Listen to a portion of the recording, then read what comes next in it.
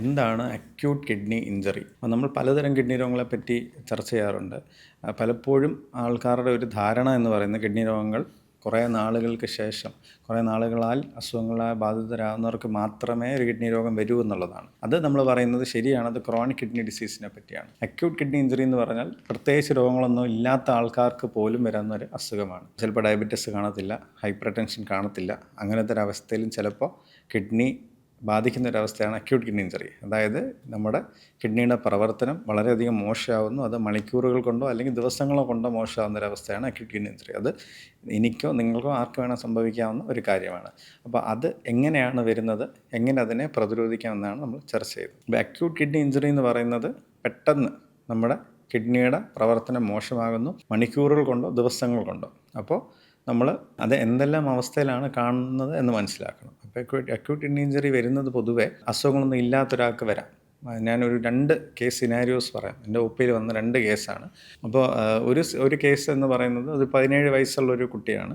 പുള്ളി ടെസ്റ്റ് ചെയ്ത് വരുമ്പോൾ ക്രിയാറ്റിൻ ഒരു 2.5 ആണ്, മില്ലിഗ്രാം പെർ ഡെസിലിറ്റർ 2.5 ക്രിയാറ്റിൻ വരുന്നത്. 17 വയസ്സുള്ള ഒരു കുട്ടിക്ക് വേറെ അസുഖങ്ങളൊന്നും ഇല്ലാത്ത ഒരാൾക്ക് ക്രിയാറ്റിൻ അത്ര കൂടേണ്ട ഒരു കാരണവുമില്ല. ബാക്കി ടെസ്റ്റുകളെല്ലാം ചെയ്യുമ്പോൾ വേറെ കുഴപ്പങ്ങളൊന്നുമില്ല, BP ഒക്കെ നോർമലാണ്, യൂറിനെല്ലാം നന്നായിട്ടിരിക്കുകയാണ്. നമ്മൾ കൂടുതലായിട്ട് ചോദിച്ച് വന്നപ്പോഴാണ് നടുവേദനയായിട്ട് ഈ കുട്ടി കുറേ നാളുകൾക്ക് ഒരു 7 ദിവസത്തോളം പെയിൻ കില്ലേഴ്സ്, അത് വേദന സംഹാരികൾ കഴിച്ചിരുന്നു. അപ്പോൾ അത് വേദന സംഹാരികൾ കഴിച്ചതിന് ശേഷം വന്നിരിക്കുന്ന ഒരു കിഡ്നിയുടെ പ്രശ്നമാണ് ഈ ക്രിയാറ്റിൻ കൂടിയത്. കൃത്യമായി ആ മരുന്നുകൾ മാറ്റുകയും ഒഴിവാക്കുകയും നന്നായിട്ട് വെള്ളം കുടിക്കുകയും അതേപോലെ ക്രിയാറ്റിൻ മോണിറ്റർ ചെയ്ത് വന്നപ്പോഴത്തേക്കും ക്രിയാറ്റിൻ കുറഞ്ഞ് പൂർവ്വ അവസ്ഥയിലേക്ക് തിരിച്ച് എത്തിക്കുവാനായിട്ട് സാധിക്കുന്നു. അപ്പോൾ അതിൻ്റെ കാരണം പെയിൻ കില്ലേഴ്സ്, അതായത് വേദന സംഹാരികളായിരുന്നു. 17 വയസ്സുള്ളൊരു കുട്ടിക്ക് വന്ന കാര്യമാണ്. രണ്ടാമത്തെ ഒരു കേസ് എന്ന് പറയുന്നത് ഒരു 60 വയസ്സുള്ളൊരു ലേഡിയാണ്. പുള്ളിക്കാരി 3 വർഷമായിട്ട് മാത്രമേ ഷുഗർ കണ്ടുപിടിച്ചിട്ടുള്ളൂ. കൃത്യമായിട്ട് മരുന്ന് കഴിച്ചത് കൺട്രോൾ ചെയ്യുന്ന ഒരാളാണ്. എന്നാൽ പെട്ടെന്നൊരവസ്ഥയിൽ നമ്മളടുത്ത് വരുമ്പോൾ ക്രിയാറ്റിൻ 12 ആണ്. ശ്വാസം മുട്ടായിട്ടാണ് വരുന്നത്, മൂത്രത്തിൻ്റെ അളവ് കുറവാണ്.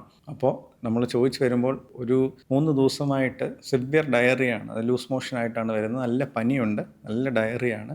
അങ്ങനത്തെ അവസ്ഥയിൽ ക്രിയാറ്റിൻ 12 ആണ്. ഈ ലേഡിക്ക് നമ്മൾ മനസ്സിലാക്കി ഈ ലൂസ് മോഷൻ അല്ലെങ്കിൽ ഡയറിയ കാരണം ശരീരത്തിൻ്റെ ഫ്ലൂയിഡെല്ലാം പുറത്തോട്ട് പോകുന്ന കാരണമാണ് കിഡ്നിയിലോട്ട് രക്തോട്ടം കുറഞ്ഞ് കിഡ്നിയുടെ പ്രവർത്തനം മോശമായി വന്നിരിക്കുന്നത്. അപ്പോൾ അങ്ങനെ വരുമ്പോൾ ഇത്രയും ക്രിയാറ്റിൻ കൂടി ശ്വാസമുട്ടായിട്ട് വന്നിരിക്കുന്നതുകൊണ്ട് നമ്മൾ ഡയാലിസിസ് സ്റ്റാർട്ട് ചെയ്യുന്നു. അത് താൽക്കാലികമായിട്ടുള്ള ഡയാലിസിസ് ആണ്. ഒരു 4 ഡയാലിസിസ് ചെയ്തപ്പോൾ തന്നെ പുള്ളിക്കാരി നല്ല ബെറ്ററായി, ശ്വാസമുട്ട് മാറി, യൂറിൻ നന്നായിട്ട് തിരിച്ച് വന്നു തുടങ്ങി, ലൂസ് മോഷനെല്ലാം നിന്നു. ആൻറ്റിബയോട്ടിക് കൊടുത്തപ്പോൾ ആ ലൂസ് മോഷനെല്ലാം നിന്നു, വയറിൻ്റെ പ്രശ്നങ്ങളെല്ലാം മാറി, പൂർണ്ണമായി അത് റിക്കവറായി എന്നുള്ളതാണ് അതിൻ്റെ യാഥാർത്ഥ്യം. അപ്പോൾ അങ്ങനെ വരുന്നത് ഒരു അൺകൺട്രോൾഡ് ആയിട്ടുള്ള ഡയബറ്റിസോ അല്ലെങ്കിൽ ഹൈപ്പർ ടെൻഷനോ ഉള്ള ഒരാളല്ല, നല്ല ചികിത്സയിൽ ഇരുന്ന ഒരാളാണ്. ഈ ഒരു ലൂസ് മോഷൻ GI പ്രശ്നം വന്നപ്പോൾ വന്നൊരു കിഡ്നി ഇഞ്ചറിയാണ് അക്യൂട്ട് കിഡ്നി ഇഞ്ചറി. അത് നമുക്ക് ഡയാലിസിസ് ചെയ്ത് നോർമലാക്കി എടുക്കുക, ഇപ്പോൾ പൂർവ്വ അവസ്ഥയിലേക്ക് വരുത്താനുമായിട്ടും സാധിച്ചു. അപ്പോൾ അക്യൂട്ട് കിഡ്നി ഇഞ്ചറി എന്തെല്ലാം കാരണങ്ങൾ കൊണ്ട് വരുന്നു എന്ന് ശ്രദ്ധിക്കുക. അതിൽ പ്രധാനപ്പെട്ട റീസൺ മരുന്നുകളാണ്.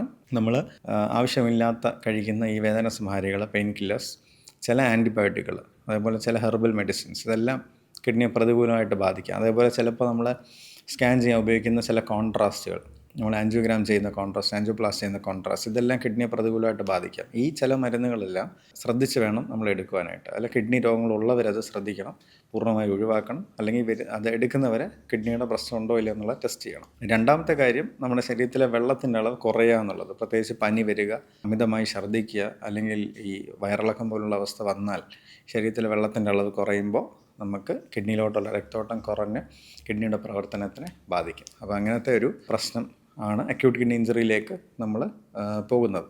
അതേപോലെ തന്നെ മൂന്നാമത്തെ പ്രധാനപ്പെട്ട റീസൺ എന്ന് പറയുന്നത് അണുബാധയാണ്, എന്നുവെച്ചാൽ സെപ്സിസ്. പലതരത്തിലുള്ള അണുബാധകൾ വരും. ചിലപ്പോൾ ന്യൂമോണിയ ആവാം, മെനിഞ്ചൈറ്റിസ് ആവാം, അതേപോലെ തന്നെ GI സെപ്സിസ് ആവാം. പല രീതിയിലുള്ള, ഇപ്പോൾ ICUവിൽ നമ്മൾ കിഡ്നി പ്രശ്നം വന്നു എന്ന് പറയുന്നത് പ്രത്യേകിച്ച് അത് ഇൻഫെക്ഷനോടുകൂടെ സംബന്ധമായിട്ട് വരുന്നൊരു കിഡ്നി രോഗമാണ്. അങ്ങനെ വരുന്നൊരു അക്യൂട്ട് കിഡ്നി ഇഞ്ചറിയാണ്.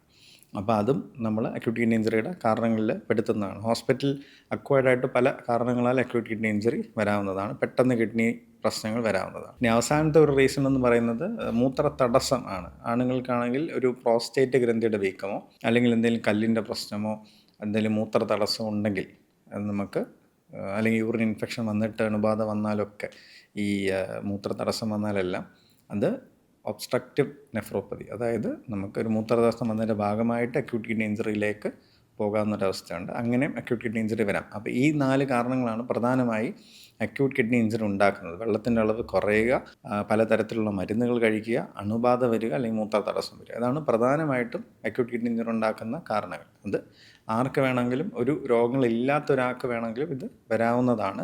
അതിൻ്റെ ഡേഞ്ചർ സൈൻസ് എന്ന് പറയുന്നത് ഈ കാലിൽ ഭയങ്കരമായിട്ട് നീര് വരിക, ശ്വാസമുട്ട് വരിക, അതേപോലെ മൂത്രത്തിൻ്റെ അളവ് കുറയുക. അങ്ങനെ വരുമ്പോൾ ഡേഞ്ചർ സൈൻസ് ആണ്. ഡോക്ടറെ അപ്രോച്ച് ചെയ്യണം. നമ്മൾ ക്രിയാറ്റിൻ അളവ് നോക്കണം.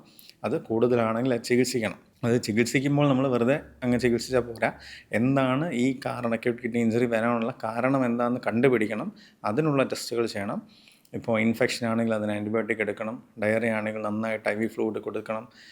അതെല്ലാം ചെയ്താൽ മാത്രമേ ഈ കിഡ്നി റിക്കവറായി വരത്തുള്ളൂ. ഇത് സപ്പോസ് ഇത് കണ്ടുപിടിക്കുന്നില്ല, പ്രൊലോങ്ഡായി പോയി കഴിഞ്ഞാൽ അത് കിഡ്നി പൂർണ്ണമായി അതിനെ ബാധിക്കുന്ന ഒരു അവസ്ഥയിലേക്ക് അക്യൂട്ട് കിഡ്നി ഇഞ്ചറി പോകാം. അപ്പോൾ അത് നമ്മൾ നേരത്തെ ശ്രദ്ധിച്ച് മുൻകൂട്ടി കണ്ട് അത് ഡോക്ടറെ കണ്ട് ചികിത്സിക്കേണ്ട ഒരു കാര്യമാണ്. അതേപോലെ തന്നെ അക്യൂട്ട് കിഡ്നി ഇഞ്ചറിയിൽ ഡയാലിസിസ് വേണോ വേണ്ടയോ എന്നുള്ളൊരു ചോദ്യമാണ്. നേരത്തെ പറഞ്ഞ പോലെ താൽക്കാലികമായിട്ട് അക്യൂട്ട് കിഡ്നി ഇഞ്ചറി ചിലപ്പോൾ ഡയാലിസിസ് വേണ്ടി വന്നേക്കാം. സ്ഥിരമായി ചെയ്യുന്നൊരവസ്ഥയല്ല. പലപ്പോഴും ഇവർക്ക് ഈ അക്യൂട്ട് കിഡ്നി ഇഞ്ചറി വരുന്നവർക്ക് വേറെ രോഗാവസ്ഥകൾ കാണത്തില്ല. അങ്ങനെ ഉള്ളപ്പോൾ പൂർണ്ണമായി കിഡ്നി റിക്കവർ ചെയ്യുന്നതാണ്. ഡയാലിസിസ് ചെയ്താൽ പൂർണ്ണമായി നോർമൽ സ്റ്റേറ്റിലേക്ക് തിരിച്ചു വരാൻ സാധിക്കും. താൽക്കാലിക ഡയാലിസിസ് തുടങ്ങാനും അത് നിർത്താനുമായിട്ട് നമുക്ക് സാധിക്കും. ഡയാലിസിസ് മാറ്റി ഒഴിവാക്കി അവരെ പൂർവ്വസ്ഥിതിയിലേക്ക് എത്തിക്കാനും നമുക്ക് സാധിക്കും. അങ്ങനെയുള്ള അവസ്ഥയിൽ നമുക്ക് ടെമ്പററി ഡയാലിസിസ് ചെയ്ത് സപ്പോർട്ട് ചെയ്ത് കൊടുക്കാവുന്നൊരു സിനാരിയോ ഉണ്ട്. അങ്ങനെയാണ് അക്യൂട്ട് കിഡ്നി ഇഞ്ചറി വരുന്നത്, അത് പ്രതിരോധിക്കുന്നത്, അത് ചികിത്സിക്കുന്നത്.